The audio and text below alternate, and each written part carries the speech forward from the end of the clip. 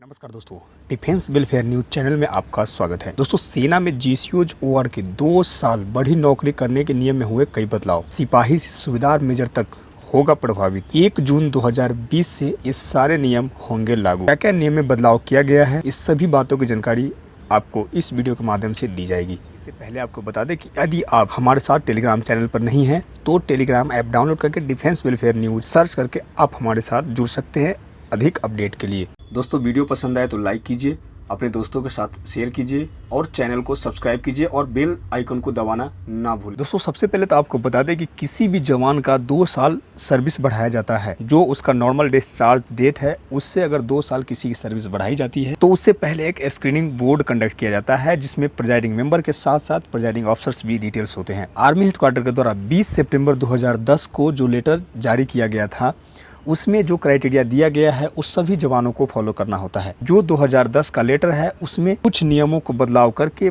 5 मई 2020 को army headquarter के द्वारा एक अमेंडमेंट निकाला गया। उस अमेंडमेंट में कुछ नियमों को बदलाव किया गया है जो इस वीडियो में हम आपको बताएंगे।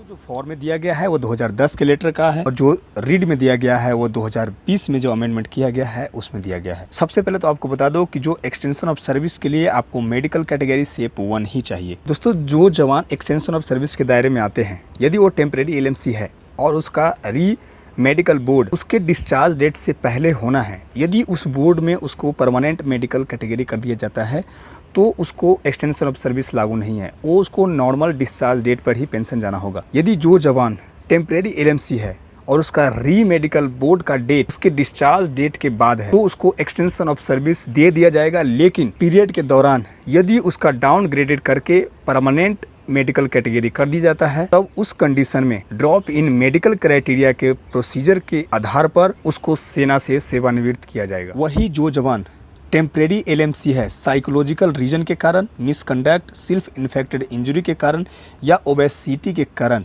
टेम्परेरी LMC है, अगर नॉर्मल डिस्चार्ज डेट से पहले उस जवान को शेप 1 कर दिया जाता है अपग्रेड करके, उस जवान को एक्सटेंशन ऑफ सर्विस मिल सकता है, वो उसके लिए एलिजिबल है।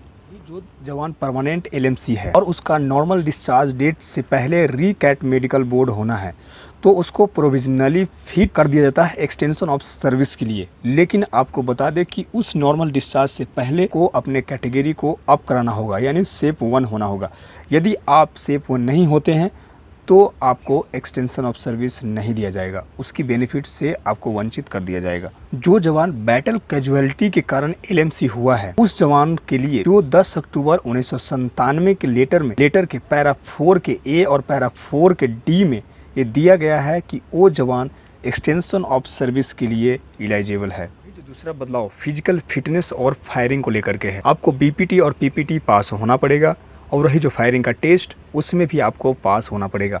और भी जो आर्म्स और सर्विसेज के द्वारा पार्टिकुलरली जो भी एडिशनल फिजिकल फिटनेस का QR आपको पास एप्लीकेबल है वो आपको पास होना पड़ेगा। यदि आप ऊपर दिए गए जितने भी फिजिकल और फायरिंग स्टैंडर्ड है उसको यदि आप पास नहीं होते हैं तो आपका जो नॉर्मल डिस्चार्ज डेट है उस डिस्चार्ज से 8 महीने पहले तक आपको 3 चांस और दिया जाएगा एक्स्ट्रा, ताकि आप उसको पास करके अपना सर्विस एक्सटेंशन करा सके। वही जो तीसरा बदलाव ACR क्राइटेरिया को लेकर के दिया गया है। आपको बता दें कि जो भी सिपाही से लांस नायक है उसको ACR की कोई ज़रूरत नहीं होती है, लेकिन जो नायक से लेकर के सूबेदार मेजर तक है उनको ACR क्राइटेरिया को फॉलो करना होता है। तो जो नायक से लेकर के सूबेदार तक जो पहले ACR क्राइटेरिया था वो एवरेज था। आपका जितने भी ACR है वो आपका एवरेज होना चाहिए, लेकिन अब उसको चेंज कर करके 5 जो ACR है वो आपका हाई एवरेज होना चाहिए। कोई भी जो आपका ACR है वो बिलो हाई एवरेज नहीं होगा। वही सूबेदार मेजर और रिसलदार मेजर है जिनका पहले क्राइटेरिया था कि 3 ACR हाई एवरेज होना चाहिए और जो अदर जितने भी ACR है वो एवरेज से बिलो नहीं होगा। लेकिन अब उसको चेंज करके ये कर दिया गया है कि जो 5 ACR रिपोर्ट है उसमें से आपका 2 है जो एबव एवरेज होना चाहिए और जितने बाकी है वह हाई एवरेज से नीचा नहीं होना चाहिए। बाकी जितने भी क्राइटेरिया है 2010 के लेटर में उसको कोई चेंजमेंट नहीं किया गया है, बाकी सेम रहेगा। ये जो अमेंडमेंट क्राइटेरिया है 1 जून 2020 से जितने भी एक्सटेंशन ऑफ सर्विस के लिए स्क्रीनिंग बोर्ड को कंडक्ट किया जाएगा उस पर ये एप्लीकेबल होगा। तो आशा करता हूँ ये वीडियो आपको पसंद आया होगा। वीडियो देखने के लिए बहुत बहुत धन्यवाद दोस्तों। जय हिंद, जय भारत।